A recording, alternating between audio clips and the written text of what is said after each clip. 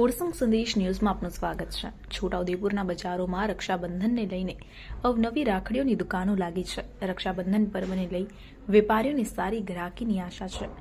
છોટાઉદેપુર નગરમાં ભાઈ બહેનના પવિત્ર પ્રેમનું પ્રતીક એવા રક્ષાબંધન પર્વની તૈયારીઓ જોરશોરથી શરૂ થઈ છે। રક્ષાબંધન પર્વ આગામી 9મી ઓગસ્ટ 2025ના રોજ શનિવારે અને નારિયેળી પૂનમના દિવસે આવતો હોય આ તહેવારને લઈને બજારો રાખડીઓના રંગબેરંગી સ્ટોલથી સજી ઉઠ્યા છે। નગરના વેપારીઓએ આધુનિક ફેશન અને પરંપરાના સમન્વય સાથેની રાખડીઓ ગોઠવીને પોતાની દુકાનોને આકર્ષક બનાવી છે, જે ગ્રાહકોને આકર્ષી રહી છે। રાખડીની દુકાનોમાં 5 રૂપિયાથી લઈને 1000 રૂપિયા સુધીની રાખડીઓ ઉપલબ્ધ થઈ રહી છે, જેમાં પરંપરાગત ડિઝાઇનથી લઈને આધુનિક ફેશનને અનુરૂપ રાખડીઓનો સમાવેશ થાય છે।